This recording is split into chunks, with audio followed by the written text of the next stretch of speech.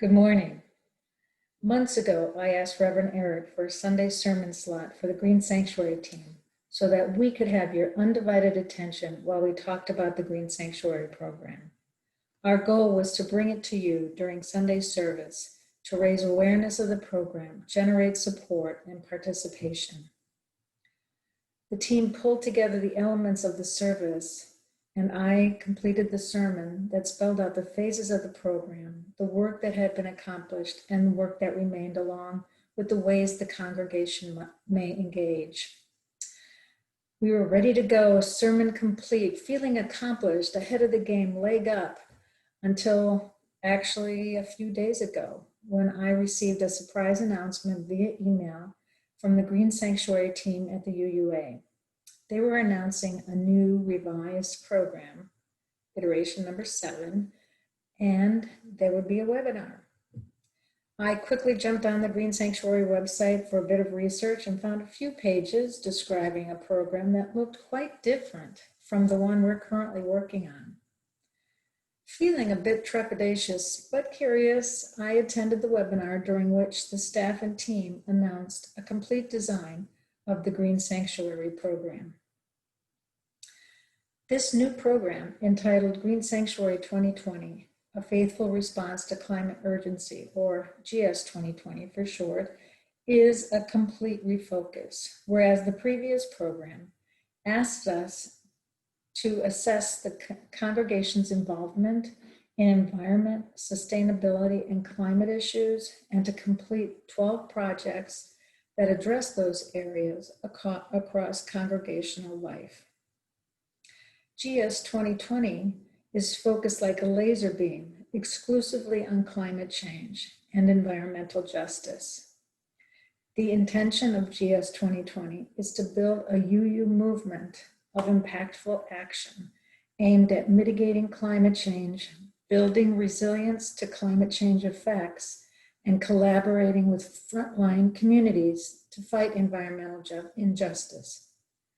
This redesign isn't just tweaks. This new iteration completely changes the focus and the goals of the program. So let me go back to the beginning a little and give some history.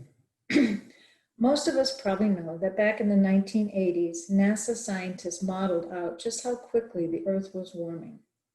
Armed with these models, they warned Congress of the looming crisis and pleaded for steps to be taken to shift course and avert disaster. At the same time, Exxon, the largest oil company in the world, had scientists build similar models.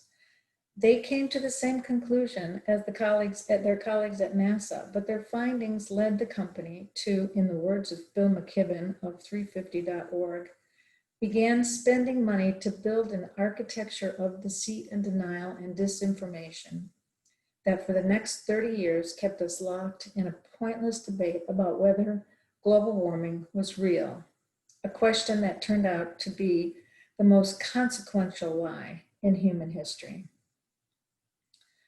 During this period, a budding movement to cut emissions also began. And it was around the same time, later in the 1980s, that impassioned Unitarian Universalists, like all of us here today, gathered together and said to each other, we have to respond to this global warming threat.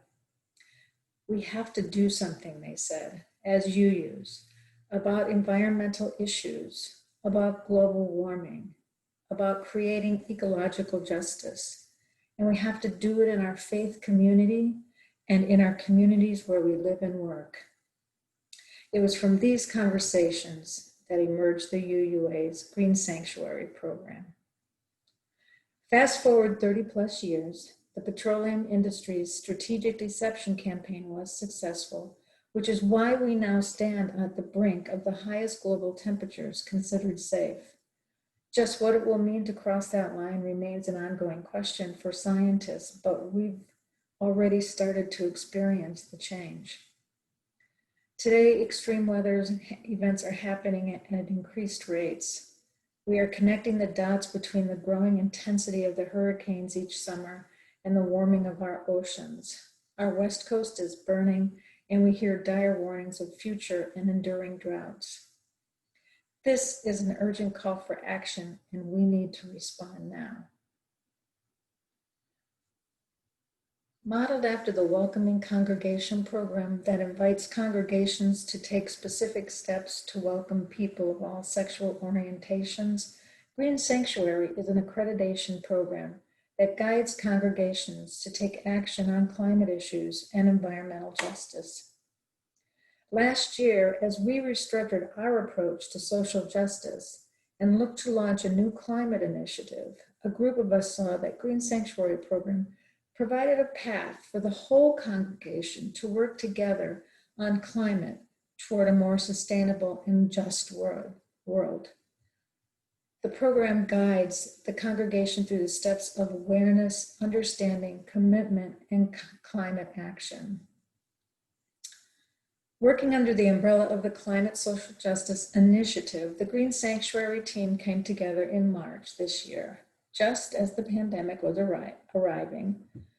So COVID kept us separate, socially distant, but the team managed to work on this important endeavor, gathering information around our environmental practices in congregational life, and researched Massachusetts communities most in peril of environmental injustice. We will show a short video on environmental justice today following the sermon. Simultaneous to the work of the GS team, an energy task force conducted an energy audit, and thanks to the efforts of Ray Angelone and Barbara Evans and the grants procured, we've been implementing the main recommendations, which include installing more efficient lighting and insulation. Once these efficiencies are complete in 2021, our building carbon footprint will be reduced by 10.5 metric tons to 14 metric tons. This lowered number is aided, of course, by our solar panels. But we have accomplished a good deal of work so far, and the actions that we have taken align squarely with the requirements of GS 2020 program. This, along with the urgency to mitigate climate change, compels us to unite behind and work the GS 2020 program. What will that work look like? Addressing climate change requires dramatic changes to how much CO2 we emit to power our homes, factories, communities, build our cities, feed ourselves, and move around. There isn't a silver bullet or a single pressure point to address the climate change, but according to the Intergovernmental Panel on Climate Change, IPCC, to accomplish a livable and just world, we need to reduce global net carbon emissions by 45% by the year 2030 and net zero by the year 2050. This is what the UUA and Green Sanctuary 2020 asks us to do. So you might be saying, what? GS 2020 is asking us UUs to mitigate and reduce our carbon output by 45% in 2030 and near zero by 2050? That's a big ask. How do we do that? This work will be difficult and challenging, but it will be guided and supported by the GS 2020 program and the network of UU congregations involved in this movement. To accomplish it, we must make a paradigm shift. We must redefine our habits, develop new consumption patterns, and establish new priorities. It means changing our behavior by becoming keenly aware of our choices and the impact that our choices have on the earth.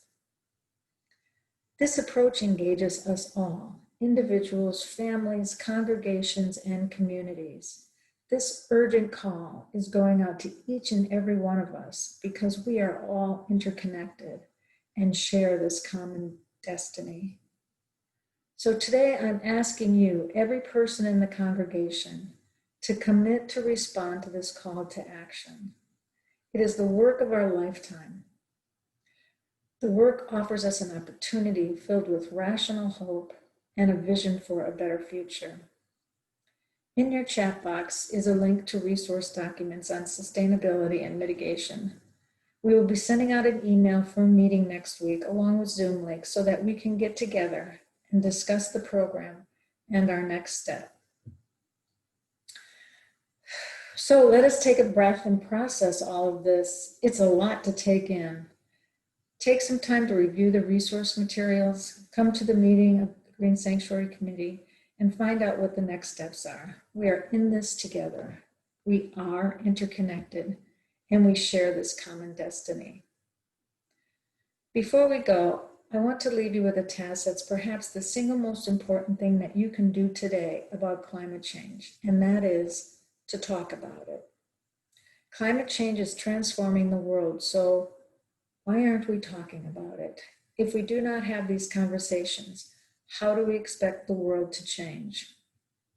Climate scientist Katharine Hayhoe gave a TED Talk last year about the idea that coping with climate change begins with talking about it with family, friends, neighbors, and communities. She says the most important thing to do is talk about it from your heart. Talk about why it matters to you, and begin with genuinely shared values. We need to talk about why climate change matters to us in the places where we live, thinking about everything from the air we breathe to the food we eat. If we do that, we'll find a way to get past the political polarization linked to the phrase climate change. When people talk about the climate crisis with people they know, they're more likely to learn key facts.